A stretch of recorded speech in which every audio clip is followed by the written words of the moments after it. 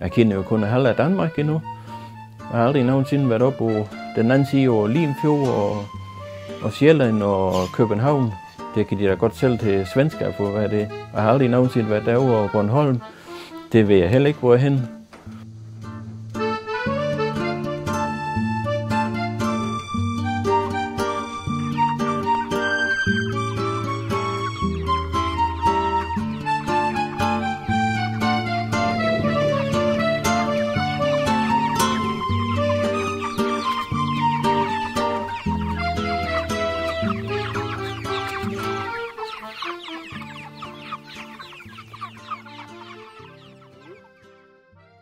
Jeg er blevet født her over ejendommen og opvokset og har boet herhjemme ved far og mor hele tiden og aldrig nogensinde rejst til udlandet.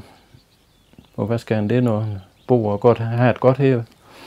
Fordi jeg elsker natur her, og det er fuglesang, og du kan sætte dig udenfor en aften. Det kommer næsten ikke en bil og sætte op over top og kigge ud over vand og se båden de sejler forbi. Og sværene de kommer flyvende forbi, når det er ved at være halvmørkt. Og det er ren fuglesang, og så bare sæt stille og roligt deroppe. Jeg har faktisk ingen problem med mor her. Det er da ikke så sjovt med, når hun halvvejs ikke kan se og halvvejs ikke kan høre med.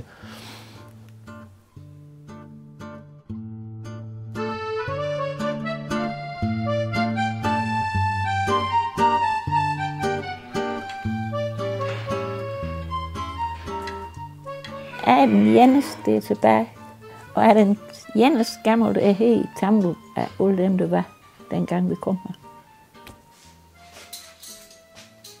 Ja, den der lille mor, hun er væk, det kan da godt blive hårdt, for nu har jeg jo set hende fra de første timer, jo. Venner og bekendte, det svinder over dem. Mor, hun er den eneste, der er tilbage i hele familien. Hun hjælper mig ude i stald, og hun hjælper ude i hav, og vi passer det hele sammen.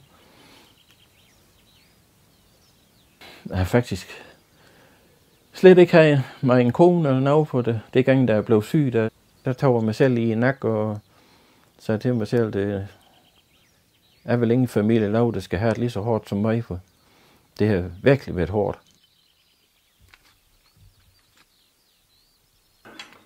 Vi har fundet ham ude i lag, og der tror hans far, han var død. Og han så kom ud, der lå han det ude cementgulv. Der fik vi så fat i en dochter i en far, og så kom han ud, babu. Epilepsi, det lige pludselig så går lys jo fuldstændig ud, og du besvimer, og du aner faktisk overhovedet ikke, hvor du er henne. Så det er noget forfærdeligt noget, det. Det er ikke sjovt. Det er i hvert fald 100% sikkert. Jeg synes faktisk, det at skal have en kone og nogle børn, og du går og bliver syg og falder om, og så det kunne han blive arveligt, og til det var nogle børn, der fik de samme problemer.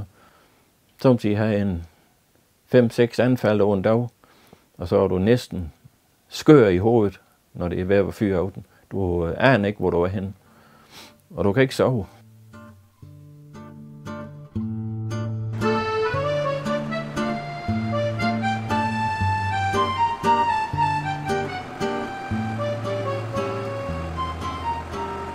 Det var guld værd, det som startede et nyt liv, da jeg fik de nye piller der for 6 år siden, og de snuppede det hele. Så det er da ligesom om, det sætter der lidt varme i hjertet til at kunne gå hen og finde igen en gang. Den dag, hvor mor er væk og er god selv, der kunne det da være hyggeligt lige at kunne give et lille knus og en lille spaceretur og lidt hjælp til det hele. Så det kan da være, at det lykkes en dag.